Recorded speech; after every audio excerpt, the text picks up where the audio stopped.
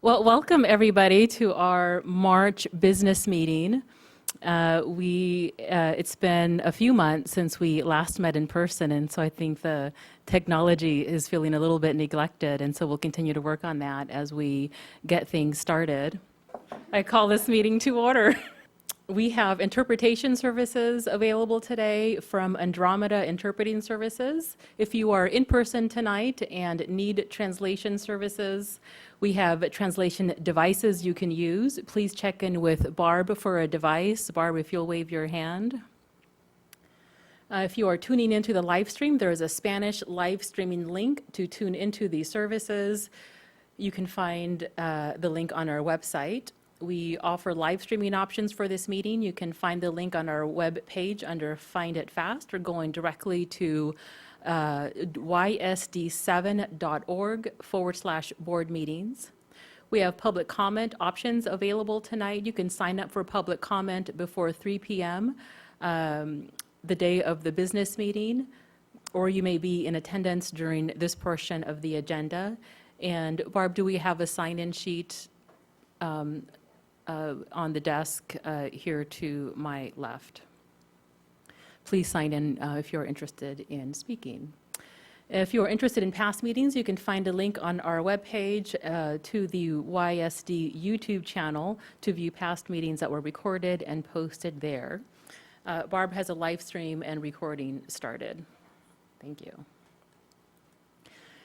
The next item on the agenda is our Pledge of Allegiance, and we're very lucky to have a student from Roosevelt Elementary School here, and Principal Smith will introduce our student today.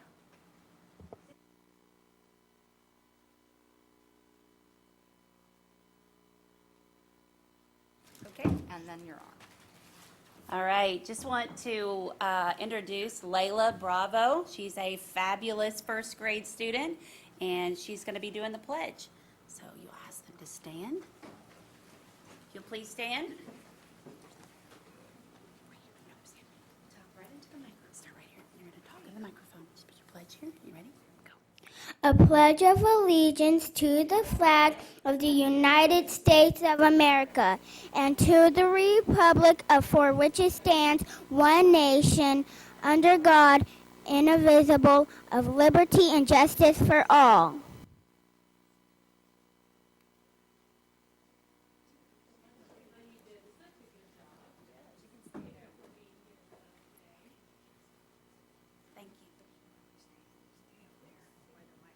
Thank you so much for being here today with us, Layla. You did a very good job on the Pledge of Allegiance.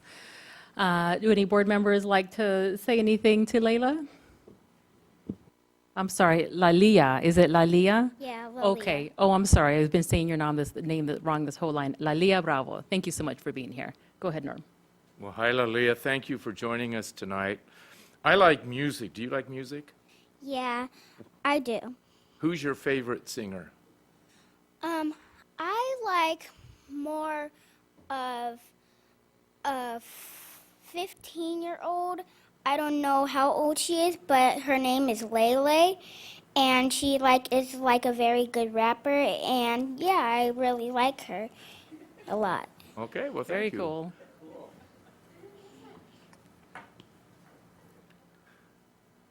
Is this on? Yes. I'm still learning about this. Thank you so much for being here. Do I understand that you're a student at Roosevelt? Yeah. Excellent. I like Roosevelt very much. My son went there. And I know Principal Smith behind you. And I understand that there is something we do at Roosevelt with our hands.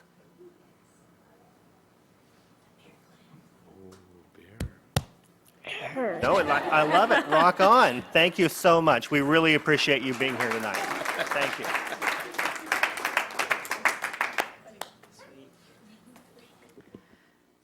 Next on our agenda is the Yakima land acknowledgement, and Norm will be reading that to us today. Today, the schools of the Yakima School District rest in the ancestral lands of the 14 confederated tribes and bands of the Yakima Nation. The people of Yakima Nation inhabited more than 12 million acres across Adams, Benton, Chelan, Douglas, Franklin, Grant, Kittitas, Klickitat, and Yakima counties. Today, we honor those Native peoples who are tied to the land through history, legends, and culture. We acknowledge their descendants who live in the world today. We thank the caretakers of this land who have lived here and continue to live here since time immemorial. An acknowledgement is a simple, powerful way to show respect and a step toward correcting the stories and practices that erase Indigenous peoples' history and culture. It also honors the truth. As a school district, we will continue to build upon our relations with the Yakima Nation. Thank you. Thank you. We start today's meeting with a heavy heart. Many of you may have heard some news reports, and Superintendent Green will share a statement with us. Thank you, President Villanueva. I want to formally and collectively make board members and the community aware of an incident that happened in the Yakima School District on our premises this afternoon.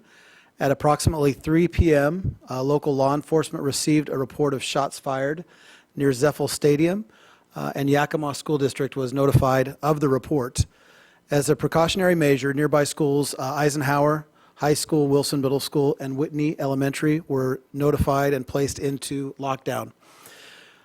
When it was safe to do so, and at the direction of law enforcement, all students were transported to Whitney Elementary to be reunified with families.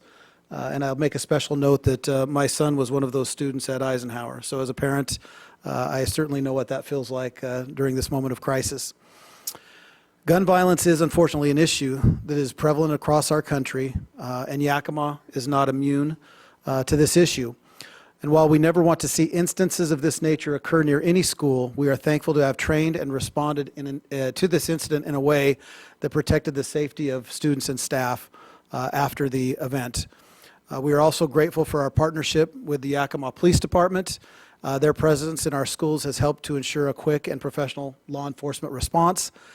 And in addition, local media was also a collaborative partner in delivering information to families so that they knew that their students were safe and where families could be reunited. The law enforcement investigation is ongoing in this incident. However, we do not believe that there is any additional threat to schools or students in our schools, and we will keep the board informed as we get more information about this. And then finally, as a result of the event today, I've excused our Assistant Superintendent, Stacy Locke, who is working even now with our principal at the high school, Eric Diner, as is Kirsten Fitterer. So they're not with us this evening. Thank you. Thank you for keeping us informed. The next item on our agenda is recognition of acknowledgement of accomplishments and recognition. We have a number of acknowledgements today.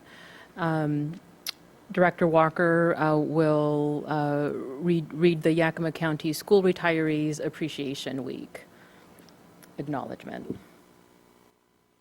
I'm going to come down here and use my teacher voice. Plus, you don't have to watch. We have certificates for you. So we'd really like to show our appreciation to the Yakima. Oh, there are exceptions. Okay, we have exceptions. Okay, we still adapt. Okay, so we'd like to recognize our retired teachers, and many of the folks we're recognizing are not necessarily Yakima School District retirees. We have several from Yakima, but we have many that did their work in other districts. But we'd like to acknowledge those folks, and we have a certificate for you. So please come up and receive your certificate if you are here. And I'd like to start with Kathy Schultz, who is co-president, and Nick Schultz, who is co-president. So you work as a team, you receive your award as a team. We retired as a team, we taught as a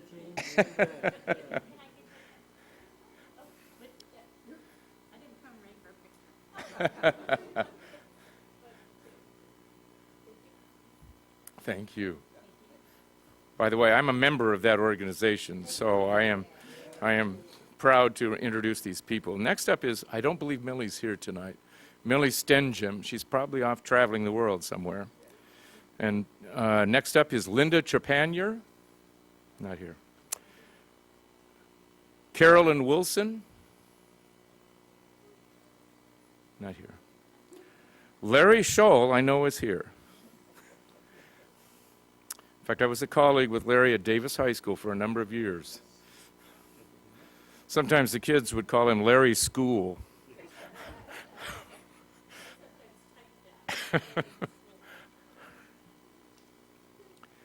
Lori Garvin.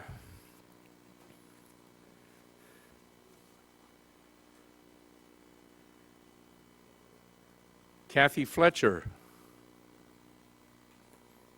Norma Haney. Not here. Peggy Young. Jan Saxton. I don't think Jan's here. No. Linda Lockwood. Paul Schaefer is here, I know. Paul was a longtime social studies at Franklin and then at Eisenhower. I was just going to say, you were a counselor. You were I a was. teacher voice, counselor voice. Yeah, we were colleagues at Franklin for a number of years. Back when I was 15. Anyway, yeah. As long as we're naming folks here, Becky Scholl is here with her husband Larry, and Becky was my sophomore English teacher at Davis High School. Now, I was 10 then, of course. All right, Peggy Campbell. Is Peggy here? And last but not least, Patrick Walsh. Okay, well, I'm sorry to hear that. But anyway, these are board members of the Yakima County School Retirees Association. And if you are a retired teacher, I encourage you to join. They do a lot of things on our behalf, and it's a small but powerful group. Thank you for your service. Thank you, Director Walker, and thank you to all of the retired teachers and the association for continuing to support the Yakima School District after you retire. Thank you so much for all of your service. Next, we have, continuing with our acknowledgement agenda, Director Beckett will read our next acknowledgement for a National Certified Teacher. Thank you, Director Villanueva. I have to admit freely, first I want to say thank you to our retired school employees who are with us tonight. As a 45-year-old man, I still get a trembling quiver in my body when I hear Mr. Schaefer speak. Remembering days of social studies at Eisenhower very fondly. It's nice to see you, Mr. Schaefer. Thank you for being here. I will try to live up to the expectations at this point, but those old habits die hard. This evening, I have the honor of presenting a couple of recognitions. The Yakima School District is proud to announce that one more teacher has earned certification from the National Board for Professional Teaching Standards. To earn this honor, these teachers went through an often grueling year-long introspective process, which included creating a portfolio of work to document their performance in the classroom and a series of tests to measure their knowledge in the subjects they teach. We'd like to say congratulations to Edith Alvarez Ortiz from A.C. Davis High School. Is she here tonight? Is Edith here? Is Edith here? Thank you. Go right into the next. And moving into our next recognition, it is our pleasure to introduce, or to recognize, excuse me, Julie Fry this evening. You may recognize her from a board meeting last year.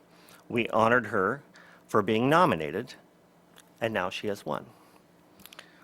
Mrs. Smith, her principal, is here, as was Lalela, a student from her classroom who's here with us tonight. Superintendent Green, Principal Smith, and coworkers all tuned in to the live awards ceremony last year. And the photo, I believe, oh, we're still working on the photo, from a virtual event will be displayed here shortly. This is the Presidential Award for Excellence in Mathematics and Science Teaching. On February 8th, 2022, President Joe Biden named 117 teachers, mentors, and mentoring organizations as recipients of the Presidential Awards for Excellence in Mathematics and Science Teaching and Presidential Awards for Excellence in Science, Mathematics, and Engineering Mentoring. These awards honor the dedication, hard work, and important role that America's teachers and mentors play in supporting learners who will be future STEM professionals, including climate scientists, mathematicians, innovators, space explorers, and engineers. The Yakima School District is proud to announce that one of our own teachers was the recipient of this prestigious awards. Congratulations to Julie Fry of Roosevelt Elementary.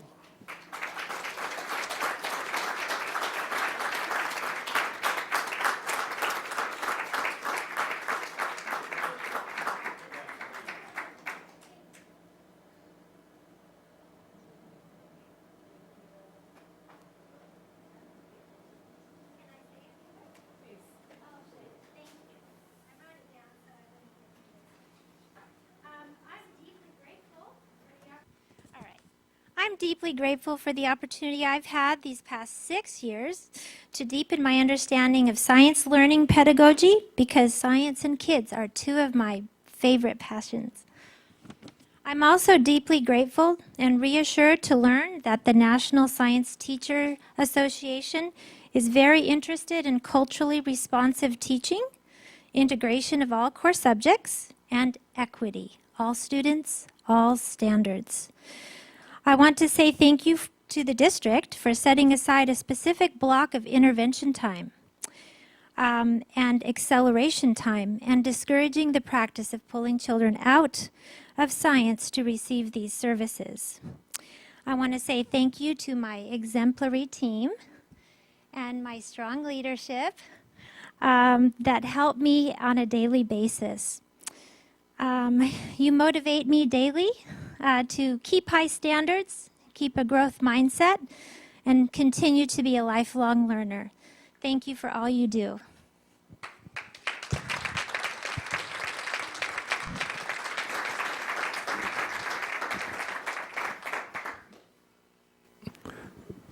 May I add an additional comment? I don't know if you're aware how prestigious this is. Only two teachers in the state of Washington receive this award. One is our Julie, and the other is an elementary teacher in Woodside Elementary in Bothell, and her name is Allison Greenberg. And you might remember Allison Greenberg is a Davis High School graduate, and her mother is a former board member and president of this board. So the other winner in the state also has a connection to Yakima.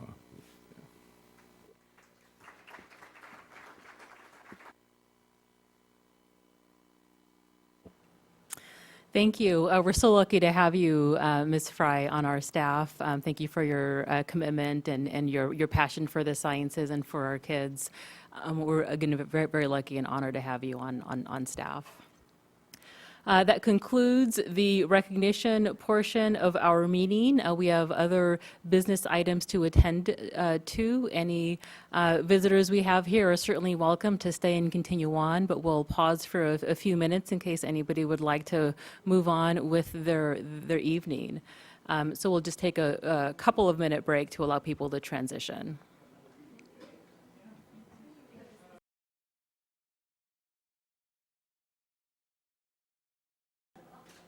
All right, well, I think we will get back on track with our meeting. Thank you for those of you who stuck around. I neglected to do roll call at the beginning of this meeting, so I'll ask Barb to conduct the roll call, please.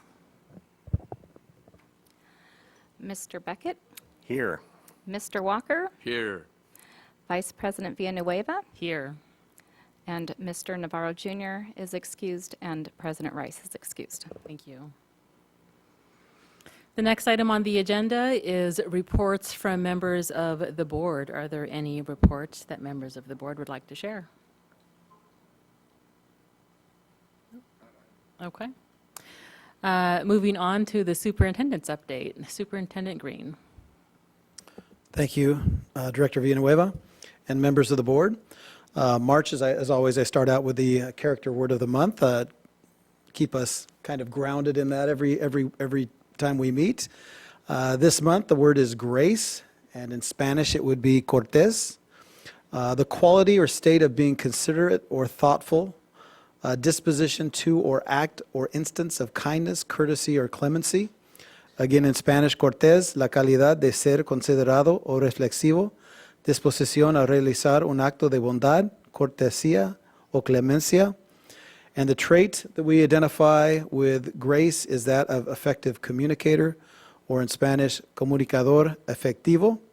We do have one individual not here, as I mentioned previously, alongside with Kirsten Fitter, but also Assistant Superintendent Stacy Locke, who has started our COVID report every week, is not with us today. So I've asked Jewel Brumley to fill in on both pieces of the COVID report and the Yakima County statistics. Jewel? And we'll start with Ms. Locke's presentation. As you can see by the numbers, the COVID response continues to go on down. The highest rate we have currently right now is 2.8% students quarantined by population in the elementaries, which is very low. And we have one school with 0.0, so that's really good. In the secondaries, again, we have very low numbers. 1.9% is the highest at Washington. But overall, we have 12 students positive, 5 staff that were positive, 128 total students quarantined, which is about a third of what it was last week, and 0.8% quarantined, which is, again, half of what it was last week. So our numbers continue to go down. And our testing, in the last 14 days, 179 tests, 9 positives, so a 5.3% positivity rate. And last week, we were at 16.1%, 0.1%. So that's a decrease of almost 11%, which is really nice to hear. We have our new testing location up and running on 331 North First Street. That's our new health services building, and our testing is Monday through Friday, 1 to 4 o'clock, when school is in session. Anyone have questions on that portion? All right. So then, let me pull up the next one. For the county, our daily cases, actually in the last 2 days prior to today, we had single-digit numbers. But we currently, today's numbers jumped up a little. We had 121 new cases today. But prior to that, we've been in the mid, 40s or 50s and single digits. So overall for the week, our numbers have gone down, but we did jump a little today. Our 14-day rate is at 230 as of yesterday. With today's jump, it actually goes to 250 per 100,000. So we did jump a little today, but I expect that will go back down. Our 7-day rate is 92.2 per 100,000, which is really nice to see. The 7-day rate always leads into what we'll see for the 14-day rate. Total positive cases by vaccination status in March. Again, 64 vaccinated people caught COVID, 186 unvaccinated. Our zip code rates continue to go down. It's a nice stair step down. So in all zip codes, it went down. And then what's really great is our hospitalizations. We have 5 people in the hospital. Yesterday we had 6. Last week we were at 10 to 12. So that's very encouraging. Hospitalizations by vaccination status is about even. Death rate is about even with vaccinated versus unvaccinated. Percentage by age, in March, we have no students, age rate in the hospital, which is good. And then the other ages are small for now, so we're keeping them very low compared to February. Total school age cases, in the county, 9 new staff, 25 new students, and our numbers in each grade band are double digits now instead of triple digits. Last week, we were up at 169 K5, and we're at 55, so that's really nice. The trend data, as you can see, the stair step down from each week. And then vaccination percentage. So initiating the vaccine, overall the percentage, we're almost at 65%. 5 and up, we hit over 70% now, which is really encouraging to hit that 70% mark. Fully vaccinated in the county, 57.7, so we're getting close to 60 there. And 5 and up, we're at 62.6. The forecast, you see that big spike in January, and then it's come down in the end of February and March, and it's kind of right in there. So I had to increase this small part of that so I could get rid of the January numbers. So we were a little lower than I expected this week, so that's good. Hopefully that trend keeps up. But our trend going into the first part of April with spring break is to continue to go down. We should probably be right under 200 per 100,000, a little less than that when we hit spring break. So that will be nice, hopefully. Anyone have any questions? Any questions from board members? All right, thank you so much. All right, thank you. Thank you. And I certainly want to acknowledge in this opportunity in person, again, the extensive work that Jewel Brumley puts forth to bring us the update county numbers. She was somebody that stepped up very early in the process 2 years ago, found a passion that she knew she had this, but we didn't. And when COVID hit, I started receiving all types of information from her every week. Do you know this? Do you know this? Do you know this? And so she basically carved out a niche to share this information weekly on top of her regular duties as an assistant principal at Davis High School. So this is really above and beyond to do this for 2 years now. And thank you so much for this service. It's very valuable. So stay there for just a moment longer. I do want to ask the board. I know that this is a lot of information to go over every week. Are you okay with the format and the information that is still being shared? Is there any additional information that you're looking for around COVID, or even less information that would help things move along? So I'm really kind of opening this up briefly to see if there is a consideration of what you would like to see out of this presentation in the future. We're not looking to inundate you, but simply inform, and it might be a good time to just open that up. Thoughts or comments from board members?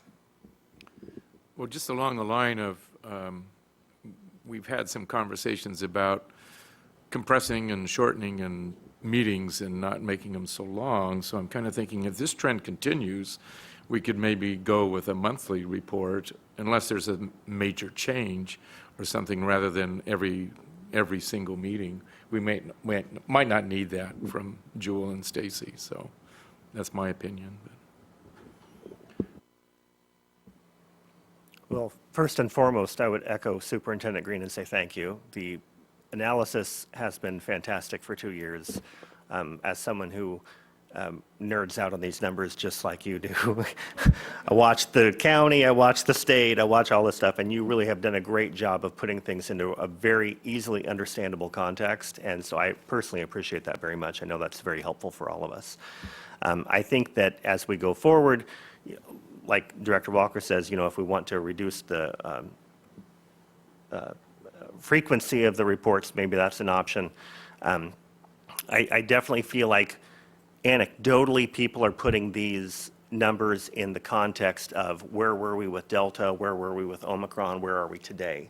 And so I think those kind of reference points are really helpful. So maybe if we just, and I hadn't thought about this until just now, but I'm just thinking if we have some sort of a way of maybe putting some of those high peaks and valleys in a context that might give us a snapshot that might be helpful, because I know the most important thing is that we're ready and capable to respond to the next variant whenever that does emerge. So that would certainly be something I'd be open to as a conversation down the road. But more than anything, I just say thank you.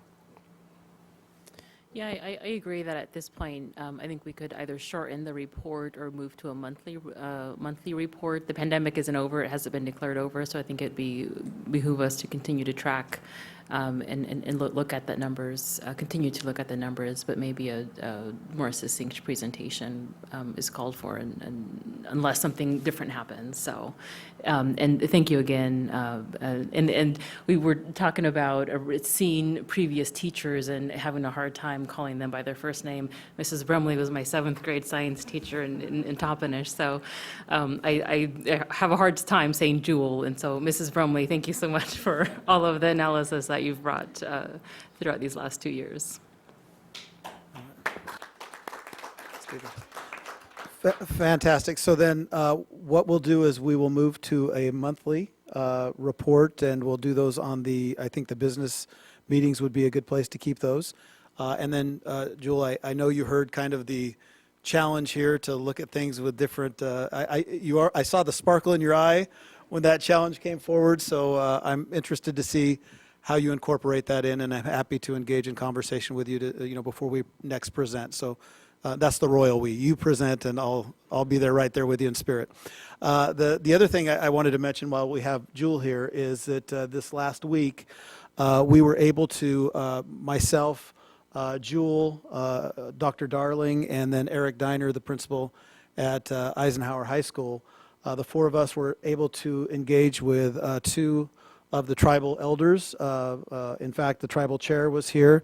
We had Arlen Washins and Delano Saluskin, and it's really a tremendous honor anytime those gentlemen or any elder from the Yakima Nation enters our building.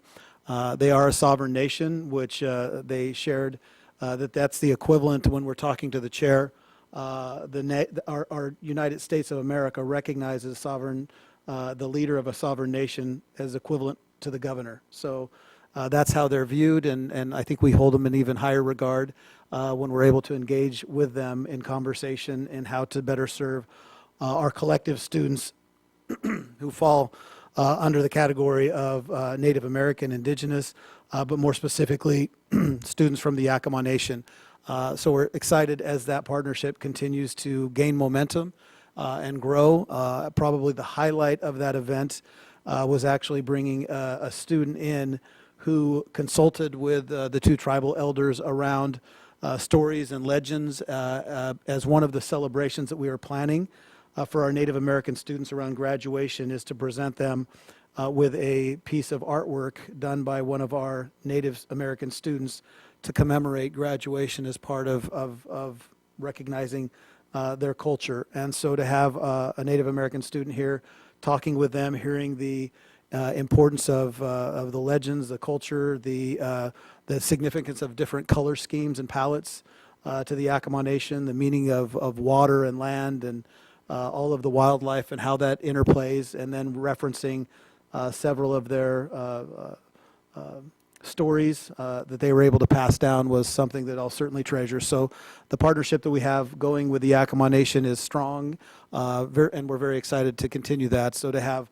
representation from both our 2 largest high schools in Davis and Eisenhower, and see the creativity of Jewel and Principal Diner in seeing how there's an intersection between what the nation can offer our students and how we can work collaboratively with them has been very exciting. And Jewel, thank you for being a part of that and coming prepared. And one of the big interests that they had was in the time and memorial curriculum on representing our tribes, our 29 federally recognized tribes here in the state of Washington. And they have a strong interest in the fidelity of how we're sharing particularly the stories of the Yakima Nation and the history and culture of the Yakima Nation and incorporating that into what we do as a district, which is part of a Senate bill that we're required to do. So working with them in conjunction and in collaboration has been something that's been very helpful. And Jewel came with some tremendous information about what's happening in the high school and how that's being folded into the work across multiple disciplines. And thank you as well, Dr. Darling, for being there. Thank you, Jewel. So moving on with another question that I had during the superintendent update. I'm sorry to pose a couple of questions during the update, but I do have clarity now around the COVID report. We did have to have a quick switch from the scheduled collaborative board meeting between Union Gap School District and the Yakima School District, meeting yearly to make sure that we have those open lines of communication and consultation happening. So because we canceled at such a late hour, I have gone forward and consulted with Director Villanueva around 2 dates, and I'm looking more at Director Walker and Director Beckett to look at schedules. We're proposing having a special joint board meeting with Union Gap School District on the dates of May 31st, which would be the first option, which we would hope that that is the one that works, May 31st. The second option would be May 10th. So we're looking at May 31st, and I'll pause there to see if that could possibly work. And we would be talking about an evening session, 6 o'clock session on the 31st. We're okay with Director Beckett, and we got 2 thumbs up and got 3, so we're great. We'll go ahead and move forward with that May 31st date. Thank you. That will allow us to move forward in planning with the Union Gap School District. Lastly, I'd like to present or have our absentee report presented, our monthly attendance report. And to do that this evening, we've invited Shelby Lockhart. Are you here with us? There she is. She came from around the corner. Quite an entrance there. Thank you. You good? Okay. And I believe we do finally have this up on the screen, which is wonderful. I'm hoping it just maybe after this session, before I close, Barb, if we could get the picture of Julie Fry up there right after this concludes. So please, Shelby. So we have the monthly attendance report. Just a reminder, our goal is to reach the 95% mark by 2026. And historically, we've been at 75%. Go ahead, Barb. So this year, the goal is to reach 79%. It's that incremental goal. Currently, we have around 3,306 students who are, we would term, chronically absent. And we have around 12,000 and some who are in regular attendance. This bar graph is starting to look a lot different. In the last few months to the left, we've seen higher numbers with students who are missing a large amount of days in the school year. We, as of January, reinstituted our drop policy, our withdrawal policy, which we had put on pause for 2 years.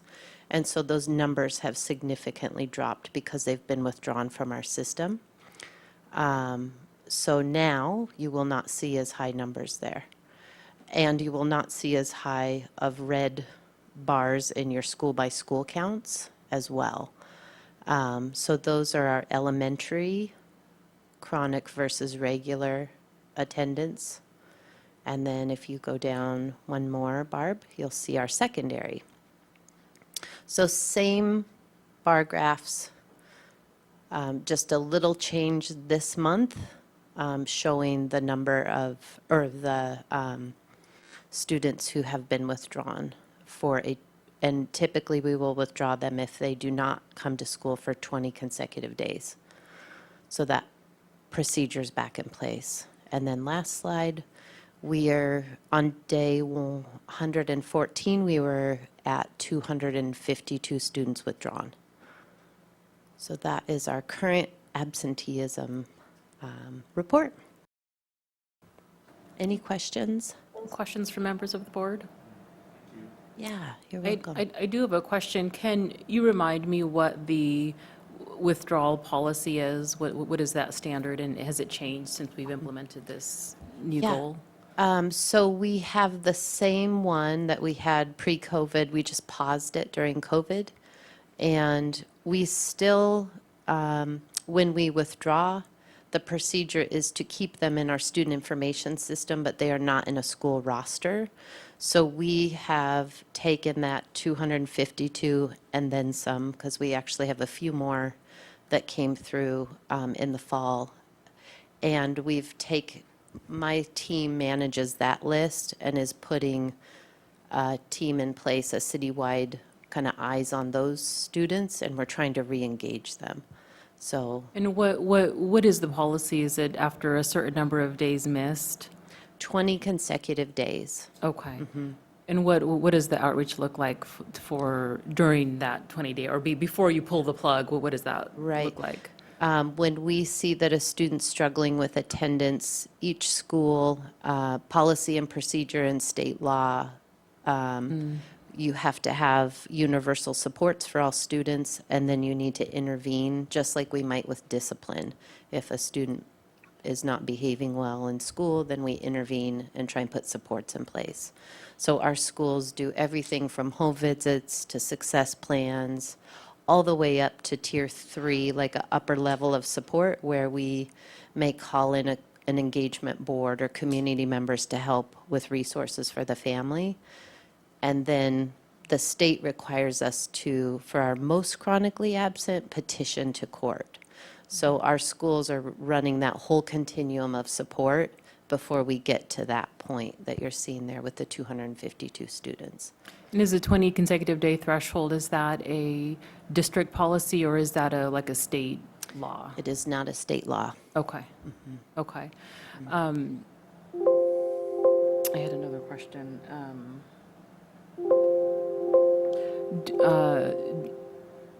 Is that me? You're getting beeped. Is it right? Right? I'm like, wait a minute. I don't understand. Do we look at the withdrawal data through the lens of equity? Do we have a sense of ethnicity and gender and some of those other categories that we look at? We do. Okay. So every week now, we've brought a citywide coalition together to look at that list. And we are starting to identify the trends and building composites of those kids, like who represents these kids. So we're getting really clear about who those students are and what they need from our city, not just Yakima schools, because, as I described that continuum, our schools are doing a lot to try and keep our kids engaged. And at that point, we really need a citywide effort. And there's really great models for it right now that we can lean on, so. And if a kid had a good reason to be out, like maybe they're sick in the hospital, does that exempt them from the Yes. policy? Yes. Okay. Okay. Okay. Thank you so much. Yeah, thanks for the questions. I Anyone else? have another question now. I didn't earlier, but Yeah. when we arrive at involving the court system, in the past, that involved monetary fines for families, and typically, monetary fines are not really productive with families that are living in poverty. Is there a different strategy for dealing with families that struggle to that extent? No, there is not. And Okay. in fact, there are less punitive things that the court will do now. Okay. There's case management on the other side of a petition sometimes, or a contempt of court. But the caseloads are so high that our kids can't always reach those case managers. So another question, how does that 20-day policy align with what other districts do? Is that kind of a standard So- threshold? Yeah. Or is ours longer or shorter? Yeah, so I engage in a state network and ask questions like that, and it's a mix. Some districts do it, some do not. And again, it's not a state law, and we took a pause from it as Yakima School District. It puts us in a tricky place, though. If we don't do it, we have to get more creative in how we, I think we could have more conversations and keep looking at it. When we don't have it in place, then we have empty seats in classrooms. We have class overages. We have kids not accessing courses that they might be able to access. So I think we have to continue to get creative with it.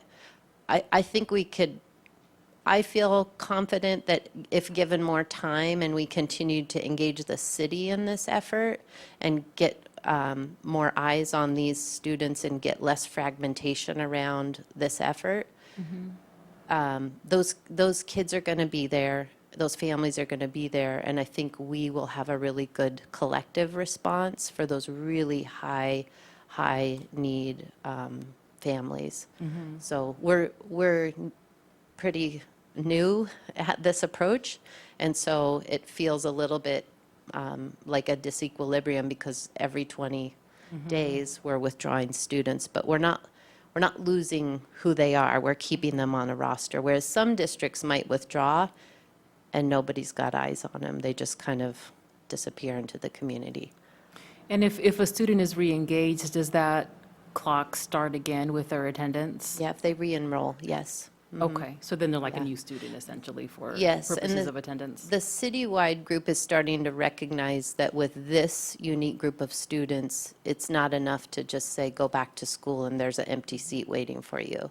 There's really high needs with this group that we need kind of a citywide case management collective effort. So we're studying what New Orleans, Oakland, Nashville, there's some cities that have really robust citywide hubs or re-engagement facilities or hubs for students.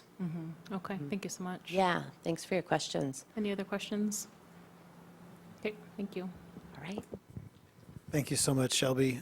Really appreciate your work and your expertise in this area. To make these gains, we all know that this is one of our strategic goals. So to have you focused on that is just such a gift. Thank you so much. All right. Okay. I believe that actually concludes my presentation for today, or my superintendent report.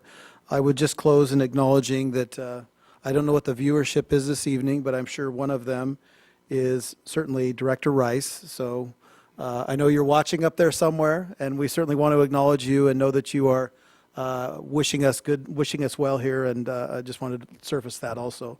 I know that she's continues to work to get out of the hospital. So that's it. Okay, the next item on our agenda is the monthly financial update with Becky Neeson. Wonderful. So here comes my partner in crime. As I present Becky this evening, it's again bittersweet. I did make an announcement to the board that Becky has decided to invest her time and energy in that grandbaby of hers. So we're so excited for the next chapter. She's falling apart over there as we said grandbaby. No, don't cry. So she is making such a good choice. And aside from that, the work that she has done over the last year and a half plus to transform the department down here in budget and finance has been stellar. I just can't say enough good things about her. So with that, now let's see if you can present with tears in your eyes there, Becky. Thank you, Superintendent Green, Director Villanueva, members of the board.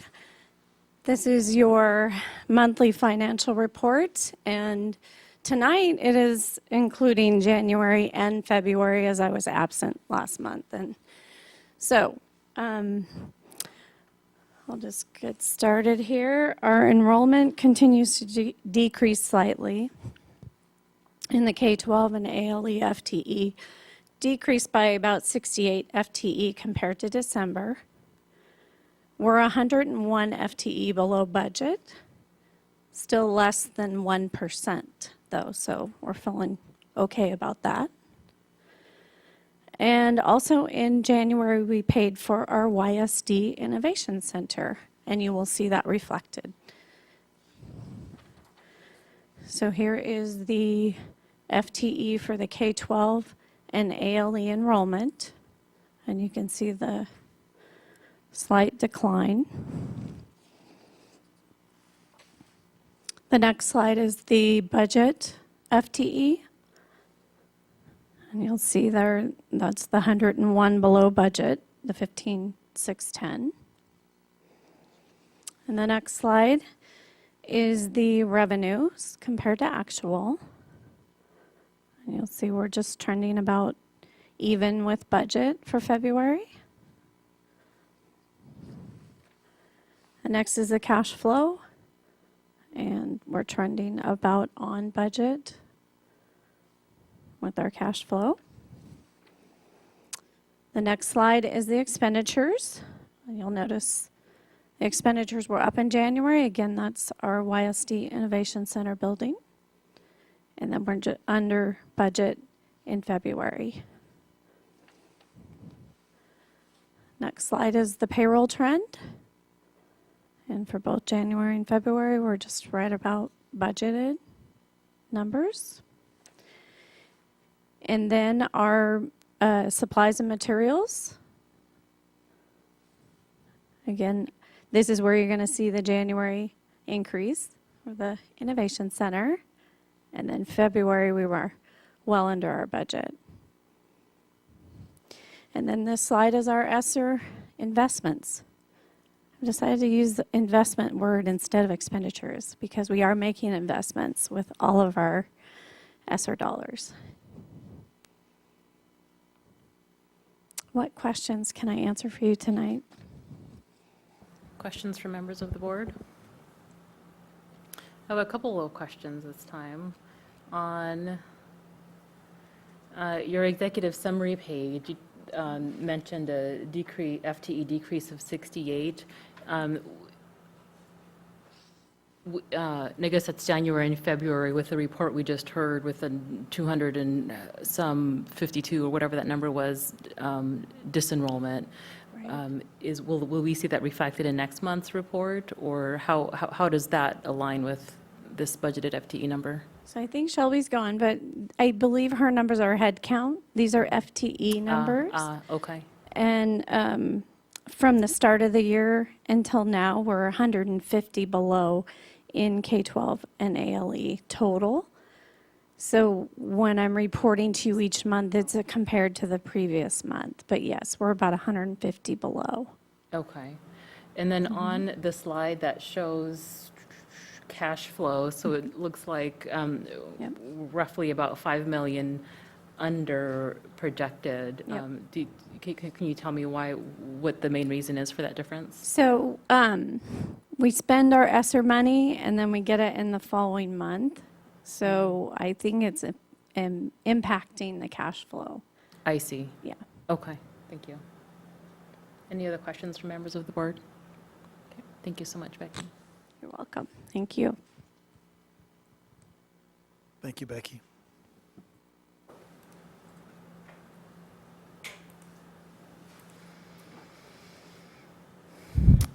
Is this Becky's last board meeting? It better not be. Definitely Okay. not. Okay. No. Oh, that's right. Okay, August. Okay. Hang on. No. Not at Okay, next item on the agenda is the Equity Audit Report, Superintendent Green. Wonderful, thank you. And as you can see, I am not actually at the table there presenting. We have Marcello Scambolari, who is our Equity Program Manager. And as I tee it up here for him, I would simply like to recap some of the events that have occurred over the last 2 years, not talking about COVID, but talking about the extensive amount of time that we invested with our community to come up with a collaborative strategic plan that led to 5 audacious goals, which we've heard some reports on these tonight in the attendance area. But also, the next step that we took last year was to engage another part of our community, primarily students, business partners, faith-based leaders, but a representative cross-section of our district as well to assemble an equity policy that was accepted by the board as well. And in conjunction with that strategic plan and then the equity policy, we knew that we needed to really gauge where we were currently and engage in the process of an equity audit. And tonight, we have the pleasure now of hearing the information, PowerPoint, that has been assembled by Marcello to give us some high-level or mid-level view of the suggestions from the company with whom we contracted, but also then recognizing that those 9 areas of recommendations are recommendations, and there are other nuggets that were shared within the different surveyed groups and the conversations that happen not just with groups, but with individuals to lead to the compilation of the report today. And before I pass this now to Marcello, I just was touched by some of the words of Julie Fry, one of our top-tier teachers in the state, mentioning 2 things specifically, talking about culturally responsive teaching, which falls within the category of equity, the importance of that to really move our students forward. And then she called out specifically a focus on equity. And I think it's important before we start tonight to recognize the definition of equity as something that we have to all understand collectively, because if we have different views of what equity is, that's where the confusion starts. We do have on our website the equity definition, which I will read verbatim. It states, "The condition that would be achieved if one's group membership no longer predicted in a statistical sense how one fares." So again, the condition that would be achieved if one's group membership no longer predicted in a statistical sense how one fares. Equity is the outcome, not just access to opportunity. So we're looking at that outcome, that numbered outcome that everybody can achieve at the same level without saying, Latinx, African American, high poverty, whatever the other categories are that we could discuss. And that goal has been something that has resonated across our state. I had the opportunity to be selected for a group with the Washington Association of School Administrators, WASA. And as part of this group, we collaborated around a common definition of several terms and revisited the mission and vision statement of the state organization. And I'm very proud to say that the state organization did adopt our equity policy definition. So there was much debate and discussion with a representative group of almost 20 superintendents.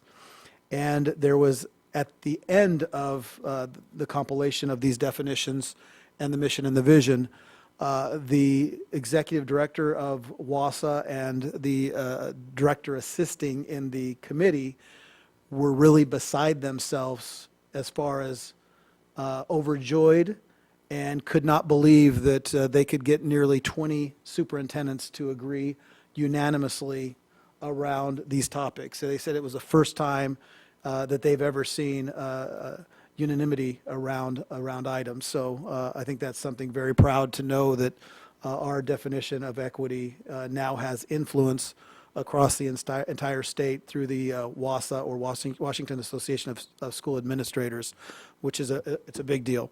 So with that, I'll turn now the time over to Marcello to take us through the high to mid-level view of our equity audit. Marcello? Great. Thank you so much, Dr. Green, for the intro and overview. So as we go through this, just for context, the report was over 60 pages, and this will be 30 slides, but very truncated. And I'll just give high-level bullet points, but if you want to stop me and there's a certain point you really want to dig into, let me know. But I'm going to be speeding through pretty quick just to give that high-level overview. If you're at home, you can access this slide deck on...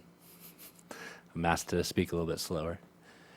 you can access the slide deck on board docs and dig deeper into these bullet points if you want to. Quick context, we are the second largest Latino majority school district in Washington and have a highly diverse student population. From this, we've created our comprehensive strategic plan with many stakeholder groups. And it's our hope that with this, we will have a clear outcome for equity for all students. And with that landscape, we brought in Insight Education. So I'm just going to pause every once in a while and give the translator time to catch up. And Insight has over 20 years of experience working with districts and consulting. They've impacted over 250,000 educators across the nation and excel in reshaping educational systems for leaders and students. Insight met with multiple stakeholders from students to families to teachers to principals, did a comprehensive data review of multiple data points within the district, both qualitative and quantitative with focus groups. And here's their roadmap of their audit, going from processing the data, doing stakeholder engagement to the final findings. And their framework is situated within these 5 pillars, which we'll go through each of them. Domains is what they call them, these 5 domains. And starting with domain 1, which is structures, systems, and resources, 80% of families felt that the district held equity as important. There was a want for a clear definition of equity. School leaders had a clear understanding of the district's equity work, but other stakeholder groups wanted a clear understanding and wanted us to hold that equity work at the middle of resources and actions and choices. From these data points, Insight gave us these 2 recommendations, and again, all these recommendations are from Insight, but whether or not we do them and how we do them and how we implement them is up to YSD and the board. So establishing a district-wide focus on equity that is incorporated into the work of all departments and schools, and then infusing equity into the work of school-based instructional leadership teams to ensure equitable practices are enacted at every school in the district. And in the larger report, there are sub-points for each of these that you can dig into deeper, what these would actually look like in practice, just so you know there's more to each of the points. Shifting to domain 2, which is culture and community. Stakeholders are given multiple opportunities to engage with us. That's from community partnerships to nonprofits to religious organizations. And the district has taken a multi-pronged approach to social and emotional learning, though one area of growth was families wanting more access to non-English resources and non-electronic resources for those families that have trouble accessing electronic resources and resources in English. Most families did feel like they had a voice in the district. 63% of families identified that they were involved in the planning and supporting of programs at their school level. However, multiple families did identify that certain subsets of families were still historically and currently unheard by the district, and those were mostly populations of lower income or non-English language speakers. Most stakeholders, from students all the way to teachers and families, felt that discipline is enforced consistently across the district. 64% of students felt like they belong at school, but there was a disparity between the sexes of students, males feeling the most connected and feeling belonging at school, and females feeling less, and non-binary students feeling the least. And there was an identified need for a more robust discipline monitoring system for the data around that. We mostly have in and out of school suspension, but we want it, all stakeholders want it, a better tracking of minor behaviors and minor infractions to see the tiered supports happening lower down the pole. So 2 recommendations for culture, enlisting the entire school community to work towards establishing a supportive community focused on equity and high quality connections among all stakeholders, and cultivating a district atmosphere that is inclusive and welcoming to all stakeholder groups. Domain 3 was the equity and educator workforce, and looking at recruitment, development, and retention of a more diverse teacher set. Currently, our teacher demographics are skewed quite abruptly against our student demographics. So, yeah.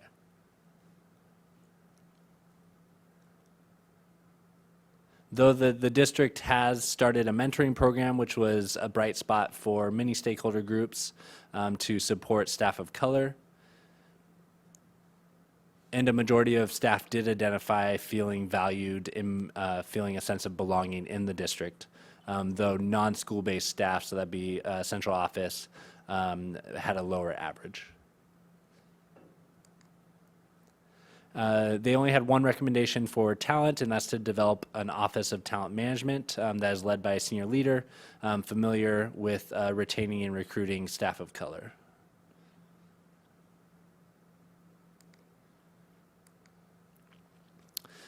Fourth was the professional learning and personal growth, and the district has a strategic plan that is aligned across the professional learning schedule, and that was identified by multiple stakeholders. Although all stakeholders did desire a more holistic approach to teaching diverse students and having more difficult conversations around equity, race, and other social factors with their colleagues in school communities.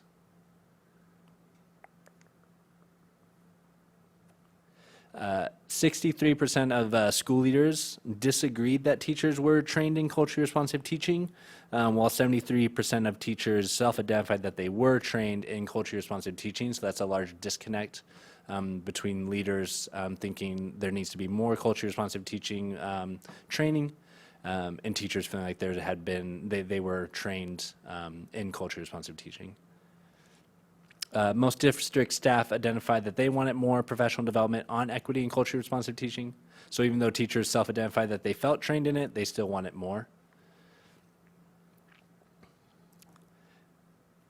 And there was an identified need for a more consistent and specific expectation around what culturally responsive teaching looks like in a Yakima school classroom. And again, we just had one recommendation, which was to capitalize on staff members' interest in receiving the equity-based trainings and culturally responsive teaching practices and developing more concrete and consistent professional learning around that, along with the expectations of what culturally responsive teaching looks like in the classroom. And the last domain was curriculum instruction and learning. Yakima continued to raise its graduation rate over the past 5 years, and within that graduation rate, there is a persistent gap with American Indian or Alaskan Native students, students with disabilities, ELL students, and other vulnerable populations, so their graduation rate is lower than that average. And staff and district processes are existing to support data-informed decision-making to close that gap. So stakeholders were aware of that and using data to try and close that gap as we speak, which was found in the audit. There was an identified need, though, to make that data more prevalent and persistent. It varied very much across schools based on the school leader's own proficiency or the school site and the history of the use of data at that site. So wanting a more consistent approach to data across all schools. And although many districts over-identify special education students, the audit found that our MTSS structures were supporting us in finding interventions before over-enrolling special education students. So our special education enrollment is proportional to our student population. There was some inequitable enrollment found in some schools and programming like AP programs or IB programs. One school site was found to be disproportionately serving higher income, more English speaking, less students of color, and less migrant students than the district average. And that school also has, sorry, pausing for translation. And that school also had smaller class sizes than the district average, creating an inequitable allocation of resources. Because there's a baseline for some resources such as cafeteria and library and teachers. So those smaller class sizes, you can't cut all of the things that the student numbers pay for. There was also an inequity found in the structure of our early learning program. There's 11 sites across the district. And each of those are at different schools, and the admin travels between those sites. One admin travels to 11 sites. And each classroom is in a bubble within a larger school. And depending on the school and how connected they are, they can be disconnected from the resources of the school around them. And so this system created inequities as far as access to facilities, instructional support, and resources.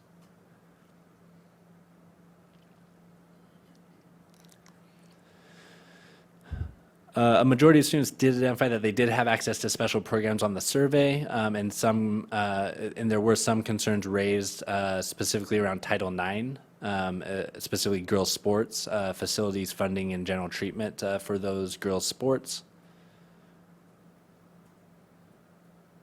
And a majority of students agreed that teachers give all students the same opportunities in class. And some stakeholders did identify a want for more diverse and reflective course materials, as in reflecting the backgrounds of our students. So there were 3 recommendations under curriculum and instruction. Inspire educational gains among our most vulnerable populations through ensuring there's tiered interventions across grade levels, developing more data alignment across the entire system, and establishing a culture of development responsiveness as far as teachers identifying what they want to be developed in and getting developed in that, especially around culturally responsive teaching. And real quick, I won't spend too long on these slides, but we just crosswalked the domains and recommendations with our YSD equity policy, which was passed by the board last June. And that policy was also formed by many stakeholders, community members, families, faith-based organizations, et cetera. And we have 4 pillars in that: climate and culture, leadership and partnerships, talent recruitment and retention, teaching and learning. And then looking at the recommendations across our pillars, there were 3 that fit under leadership and partnerships and climate and culture. And so we can use these to guide making actionable next steps for our pillars. 1 under talent and recruitment. And then a mass majority fit under teaching and learning, which is where most of the identified recommendations sit under.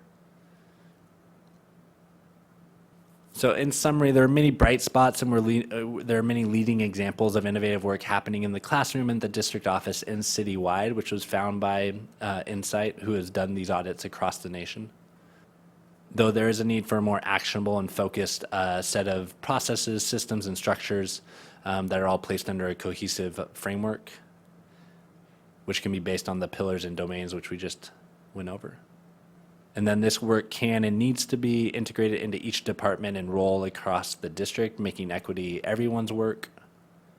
And really these fit into 2 main buckets: engaging more deeply with stakeholders to make environments that reflect them, and then equipping leaders, district staff, teachers with tools, structures, and resources to engage in these more equitable practices.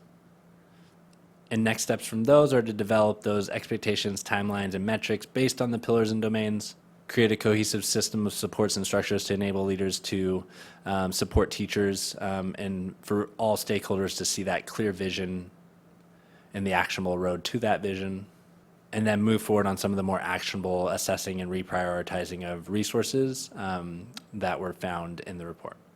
And that concludes the overview. Sorry for the stuttered speech. Any questions or comments are welcomed. Questions from members of the board? Just 2 quick questions. And the first one, I think I understand this, but in very general layman's terms, could you define what over-identifying special education students looks like? Yeah, traditionally in districts, mostly young black males are over-identified, and mostly for behavioral concerns. Having behavior problems in the classroom gets translated to being identified for special education through the process of not getting other tiered interventions that are not special education.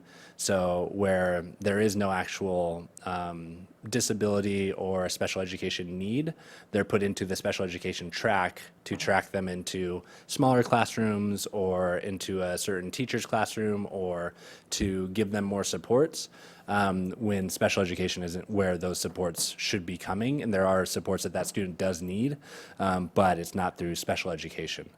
So they're being over-identified for, and they'll usually do something like a oppositional disorder or something like that that is can be, fit onto a student just for not conforming to the structures of the classroom and not being given the right differentiation and supports to be successful in the classroom. Thank you. Yeah. And did you have a second I one? do have a second one. I thought you were about to follow up on that. I didn't want to jump in.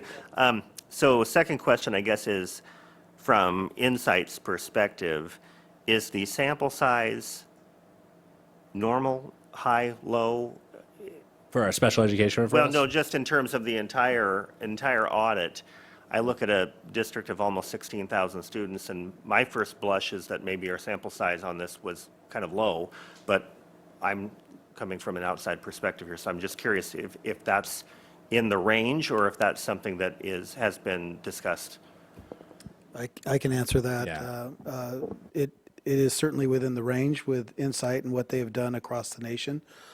So we were given guidelines around how many focus groups, the number of people in each focus group, and we did fill all of those obligations on our end to make sure that not only were we providing the data and access to data, but setting up the appropriate conversations and interviews that needed to take place. So I could actually get the exact percentage where we fall, but given that we met the criteria of what was set forth, I would say that we're right in parameters.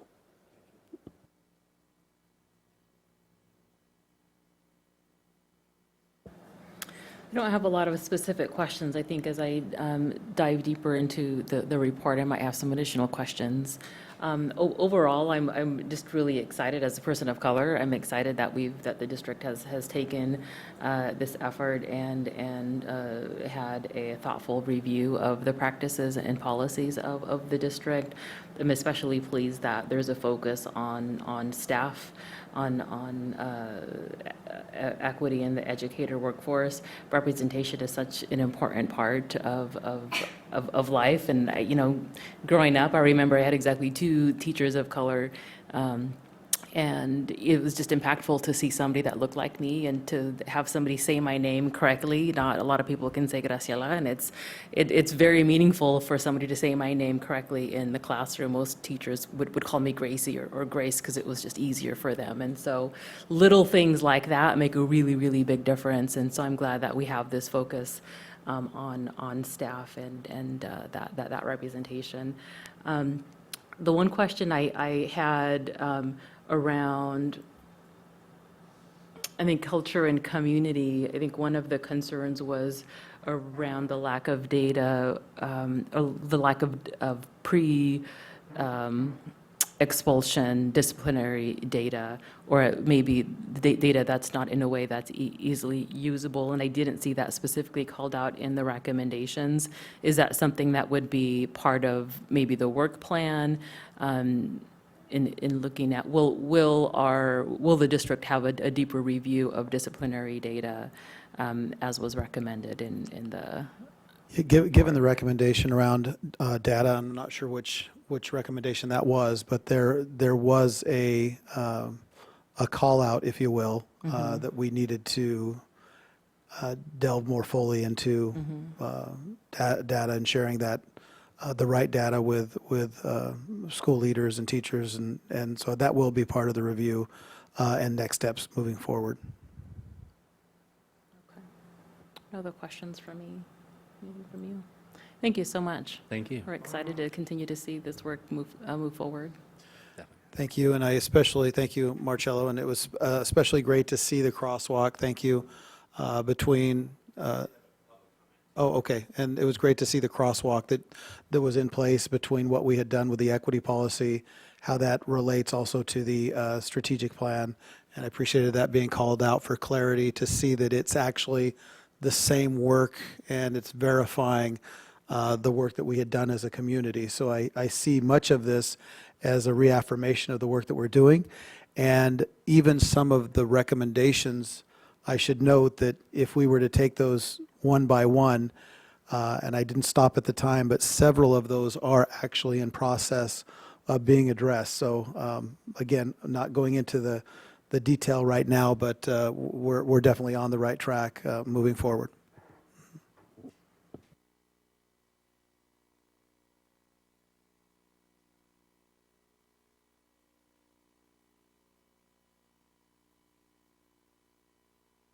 I think we have a comment then, the community, if we're at that point.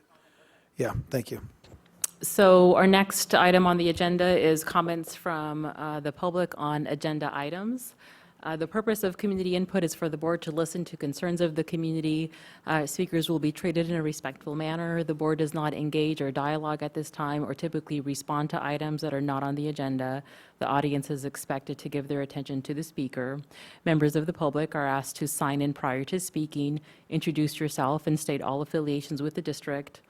Comment on agenda items during the first comment period and use a second public comment period for items that are not on the agenda. Keep comments to 3 minutes so everyone has a chance to be heard. Speak only once to each agenda item. Refrain from discussing the performance of an employee or the interpretation or application of the district's labor agreements, including grievances, and refrain from making derogatory comments about individuals. Thank you. Please go ahead.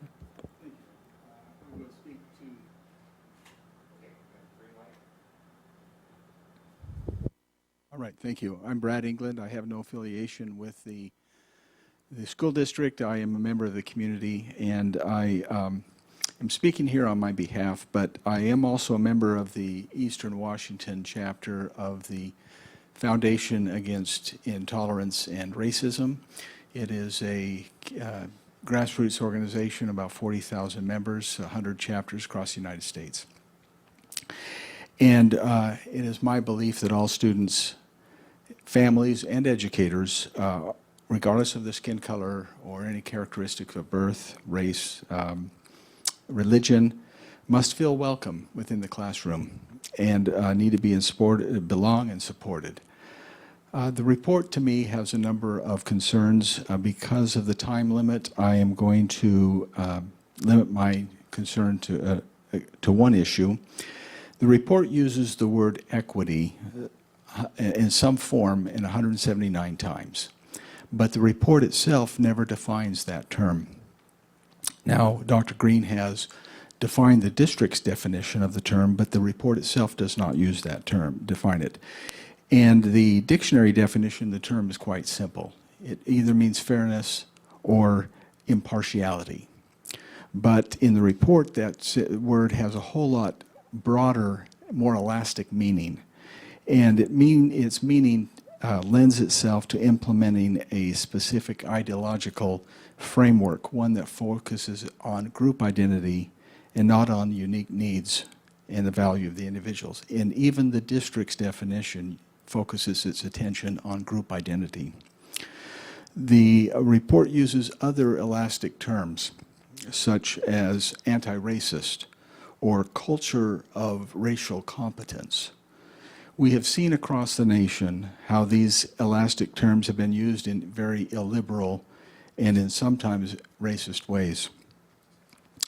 I know that that's not the intent here with the district, yet many those terms, to many, carry significant negative baggage and create concerns.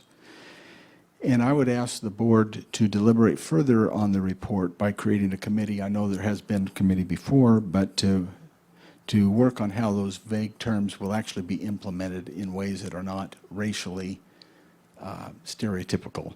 And I'm willing to serve on such a committee. So I ask that the board do that. The report has a very clear bias towards an ideological point of view that prioritizes group identity over individual and common humanity. And the board should not rely solely on the report, but should also look at other resources. The FAIR organization has significant resources that are scientifically based that will advocate the very issues that you're trying to accomplish. Thank you. Thank you for your comments. And was there a sign-in? Did he sign it? Okay, perfect, thank you. Are there any other members of the public that signed up? There's one more, but he is not until the second portion of this public comment. Okay, thank you. The next item on the agenda is the consent agenda. The consent agenda enables the Board of Directors to efficiently deal with matters that have been delegated to the superintendent, but by law must be approved by the board. Items on the consent agenda are voted upon as one block and approved with one vote. Any board member has the right to remove any item from the consent agenda for separate discussion and actions.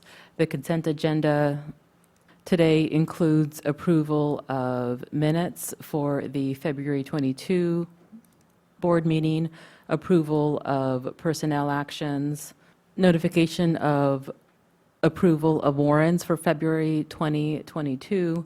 There is one ASB warrant, 3 general fund warrant, a private purpose trust warrant, a capital projects warrant, and a payroll warrant, and budget status reports for February 2022. Are there any board members that would like to remove an item from the consent agenda for separate processing?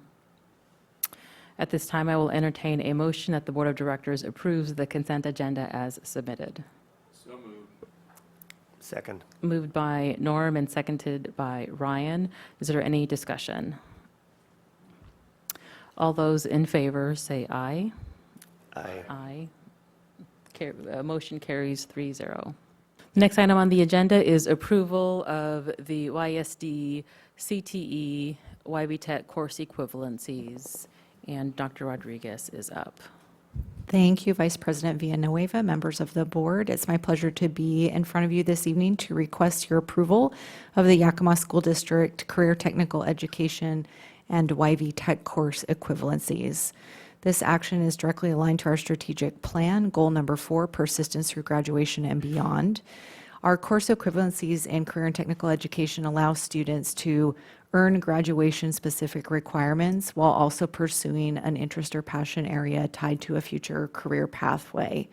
These equivalencies are reviewed by our career and college readiness staff, so I'd like to publicly thank Executive Director Byron Gerard and our career and technical education staff for processing through all of these equivalencies for this year. You do have a copy of them as well in the board packet for approval. Are there any questions from members of the board?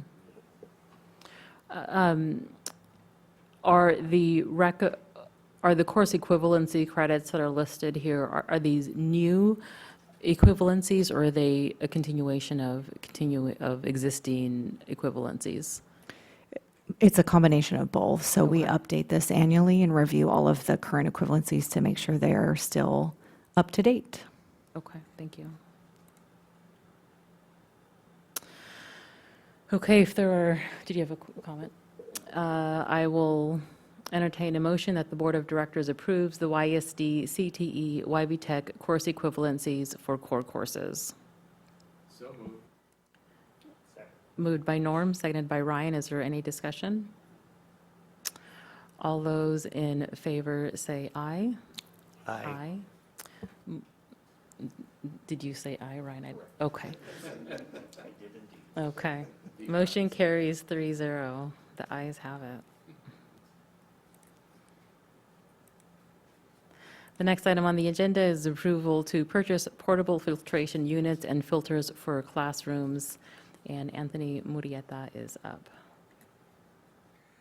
Thank you. The requested action is that the Board of Directors grants permission to purchase portable filtration units and filters for classrooms in the Yakima School District. This addresses strategic goal number 2, all students empowered, connected, supported, resilient, and engaged. The fiscal impact is $1,381,584. In order to provide a clean and safe environment for breathable air in each classroom, the district is purchasing filtration units that are capable of removing COVID and wildfire smoke from the air. These units have medical-grade HEPA technology and are certified to remove 99.97% of all particulates larger than 0.3 microns and up to 95% of all airborne contaminants as small as 0.1 micron, including viruses, bacteria, dust, smoke, dander, and allergens. The district will be using ESSER funds and will be purchasing the units and filters using an interlocal agreement through Sourcewell Cooperative with the Yakima School District is a member. The Board of Directors requires all purchases over $200,000 to be submitted for approval. Is there any questions from board members?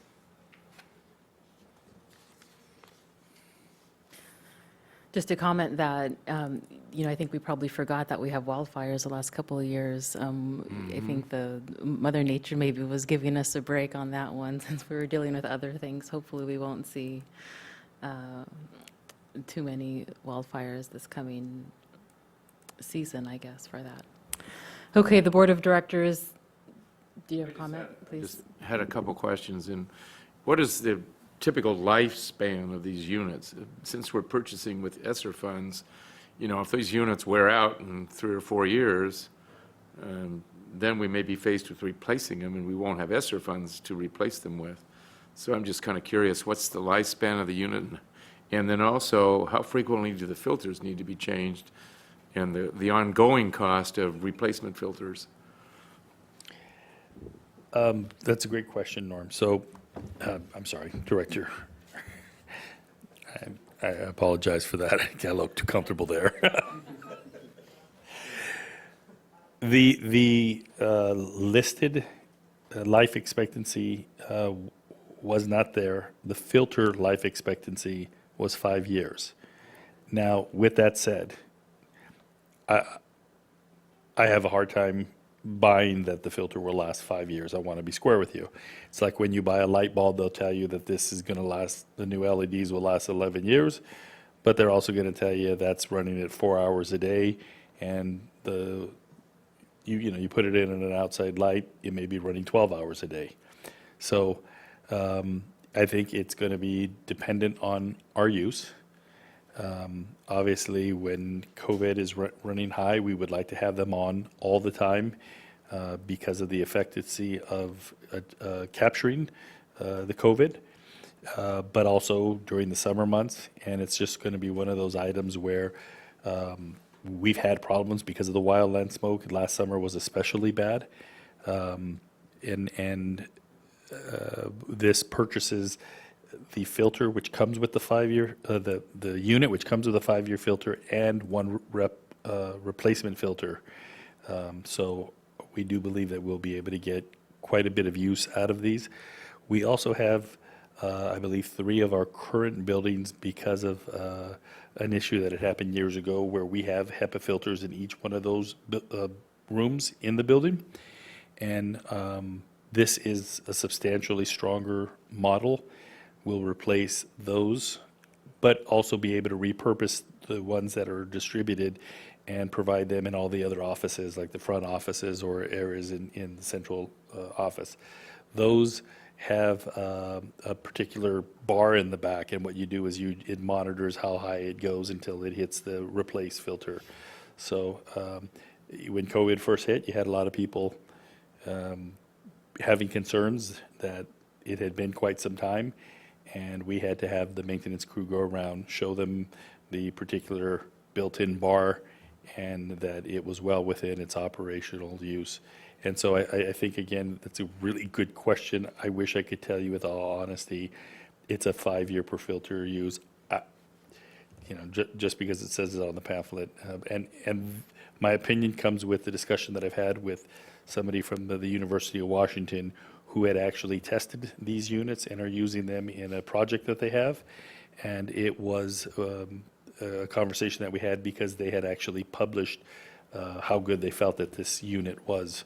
So I do feel very comfortable stating that we're going to get a very long life. It is really going to be up to the user, and I think we'll be good with them.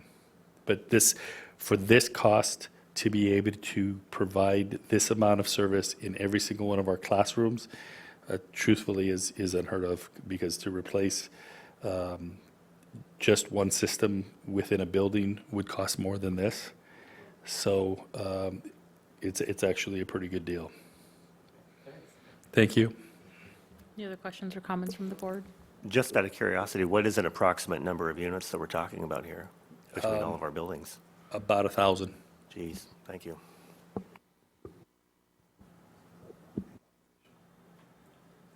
Okay. The Board of, let's see. This is written differently. Let me go back. I will entertain a motion that the Board of Directors grants permission to purchase portable filtration units and filters for classrooms in the Yakima School District. Do I need to say the amount? That's not listed there. In the amount of $1,381,584. So moved. Second. Moved by Norm, seconded by Ryan. Is there any discussion? All those in favor say aye. Aye. The ayes, motion passes 3-0. The next item is approval for Superintendent Green to travel for conferences. Superintendent Green. Thank you, Vice President Villanueva. July is an optimal month to be able to travel and attend conferences as school is not in session. There are two conferences during the month of July, which would be of great benefit to attend. One being the conference would be the Innovative Schools Summit, which runs from July 5th through 9th. We will also have roughly 20 leaders from our district attending that conference. The Innovative Schools Summit assembles internationally recognized innovators together and practicing educators and consultants who find success in cutting-edge practices and research-based methodologies in education. It's a multi-event summit, and it provides a unique opportunity to learn key insights and strategies from a broad spectrum of experts, and also attend with a group of educators and leaders from the Yakima School District as we seek to identify ourselves as an innovative district with many innovative schools. The second is a approval to travel to the National School Public Relations Association conference, which is about a week and a half later, July 15th through the 20th.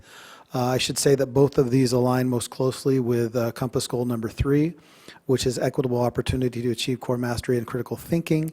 The funding does come out of the superintendent's budget, and the background information around the second conference, the latter conference, is that this is a public relations event that has tracked specifically designated for superintendents that focuses on equity, diversity, inclusion, public relations for schools in the district, communications for schools and the district, and leading with innovation and creativity. In addition, the board may recall that I was identified as one of 20-plus superintendents to watch nationally. I choose to think that that is a good honor, but I'm realizing that that may mean something totally different, superintendents to watch and keep an eye on. So that part of attending that conference is a recognition ceremony that does happen as they name the final superintendent to watch.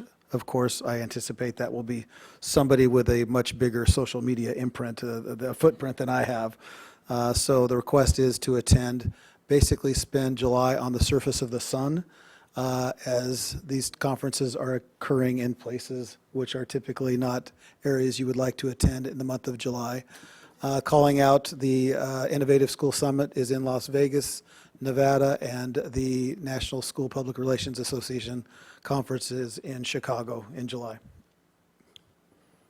Any questions or comments from board members? Okay. I will entertain a motion that the Board of Directors approves travel for Superintendent Green for two separate conferences, the Innovative Schools Summit over July 5 to 9, 2022 in Las Vegas, Nevada, and NSPRA Summit over July 15 to 20, 2022 in Chicago, Illinois. So moved. Second. Moved by Ryan, seconded by Norm. Is there any discussion? All those in favor say aye. Aye. Aye. Aye. Motion carries 3-0. We've arrived at the second opportunity for comments from the public. I'll read this again. The purpose of the community input is for the board to listen to concerns of the community. The speakers will be treated in a respectful manner. The board does not engage in dialogue at this time or typically respond to items that are not on the agenda. The audience is expected to give their attention to the speaker.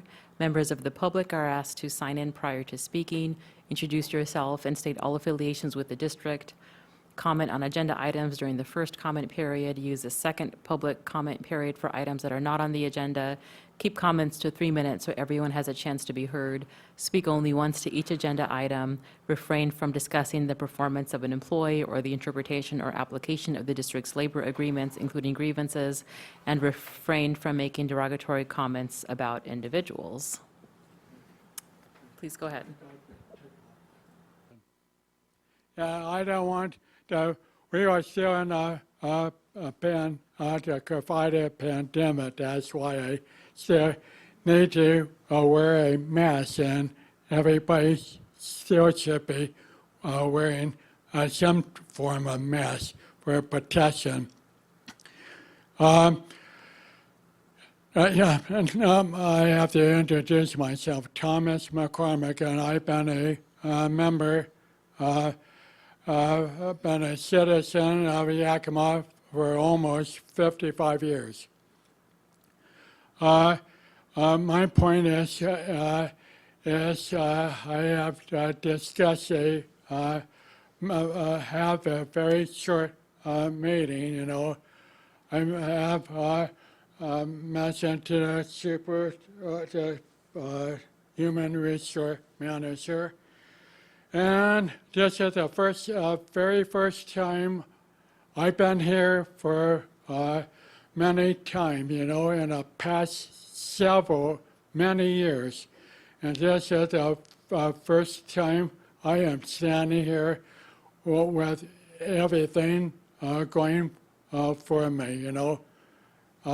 Before then, I couldn't do anything with this.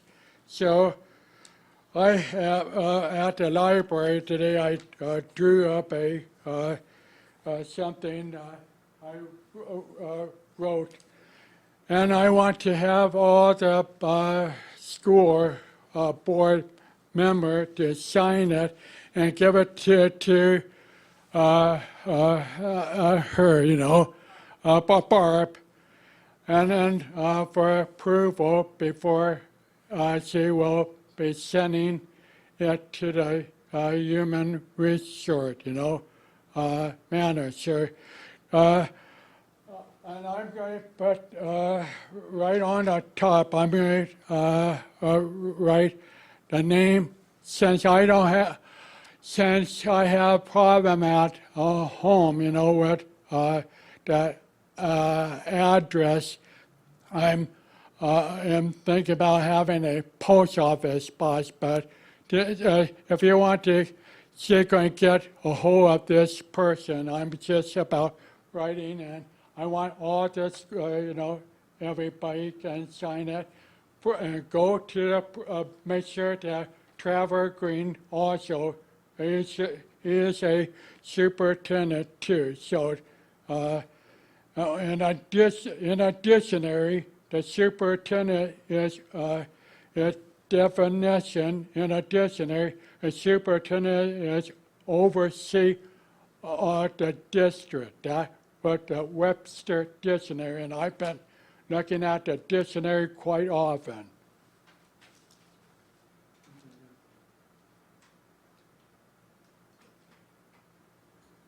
Okay, Mr. McCormick, if you give that form to Barb, she'll make sure that board members. I put in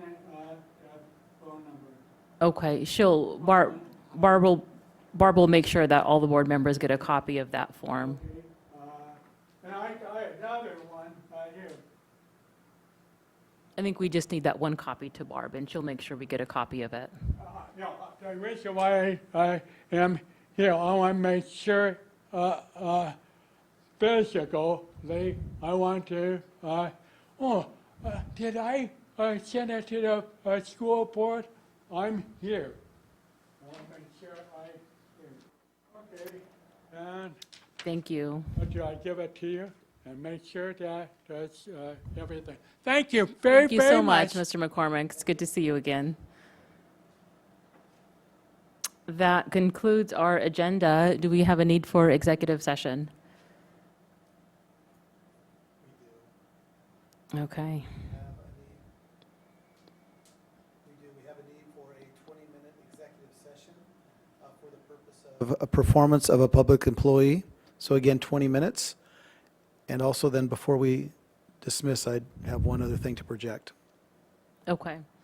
Do you want to do that before we go to Yes, it would executive be nice. session? So I just want to call your attention to the screen. We were unable to acknowledge Julie Fry, but this was a a snapshot that was taken during the presentation. And I don't think, well, maybe you can't see there in the top right corner. It's just too bad that she's not here.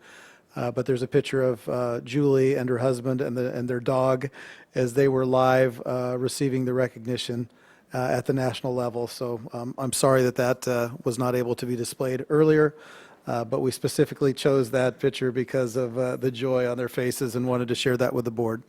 So with that, I'll conclude and then just acknowledge that we're looking for a 20-minute executive session. Again, the purpose of performance of a public employee, again, 20 minutes. Okay. I will entertain a motion to move into executive session after a 5-minute break. And where will we be meeting at, Superintendent Green? We will be meeting in the professional library. Okay. Down the hall. I will entertain a motion to move into executive session for 20 minutes for purposes of performance of a public employee beginning at 9:05 p.m. in the Professional Services Library. Second. Moved by Norm, seconded by Ryan. Is there any discussion? All those in favor? Aye. Aye.